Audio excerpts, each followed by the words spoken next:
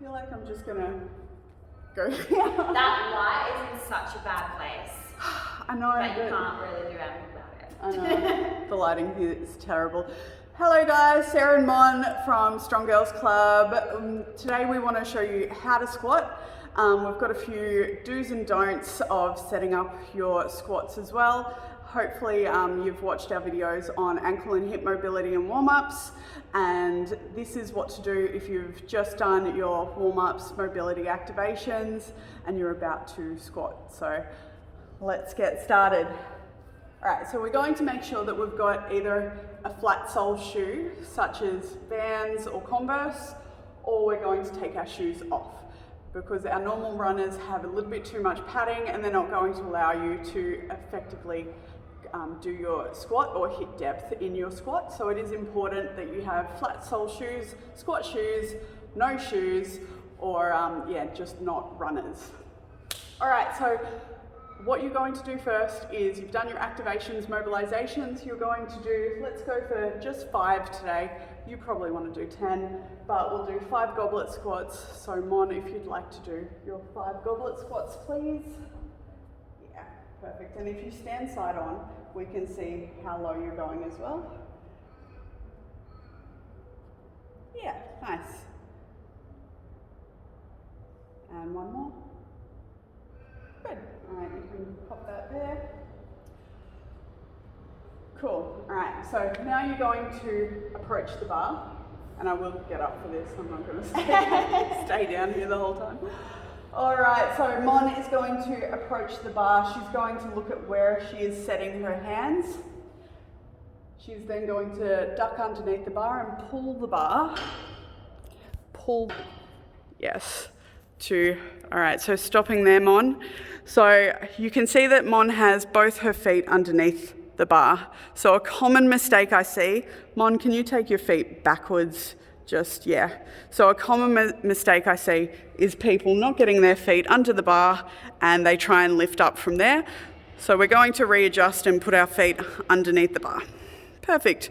From there, we also want to make sure that our hands are as close to our shoulders as possible, so that we're creating a nice tight shelf. So look at how tight Mon is through her back. Right, from there she's going to stand up. Good, and take 1 step back. So we only need to take 1 step back. From there she's going to look ahead, take a deep breath in to brace, and off she goes. Good, let's do 2 more.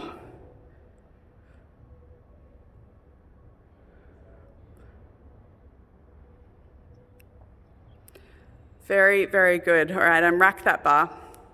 So once she's done 1 round with the bar, she can put on a little bit of weight. You want to do about 3 warm-up sets before you hit your working weight, depending on what your working weight is going to be. So Mon's just putting on some weight plates. I'm going to put this back here. Okay.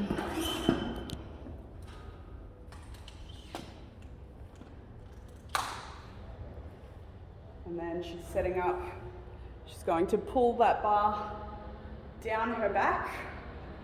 Good, getting those hands as close to her shoulders as mobility allows. Standing tall, 1 step back. Taking a deep breath into brace, and she's going to, nice, squat down low. Good, 1 more. Very good. All right, so Mon, if you'd like to just hold this, I want to go over some mistakes that I see in the gym. So mistakes that I see in the gym are going straight to your working weight and not doing any of your warm-ups. It's really important to warm up, not just the body, but the mind. So you have neurological pathways in your brain, so movement patterns that you want to get firing before you do this. So one mistake I do often see is people having their hands too wide, going underneath, and either just their back is not tight. From there, they'll try and lift from here. See how my feet, see how you want your feet to be underneath. But first of all, we really need to create that tightness through our upper body, because then it makes it so much easier to squat. So from there, we're pulling down our back, and my hands are as close to my shoulders as possible. Now my back is super tight, rather than being here and I'm super loose. Super tight, standing up. Another mistake is people walking out a few times. You don't want to have that weight on your back and be fluffing around with it. You want to do this in one movement, so just one step, set those feet, look ahead and down.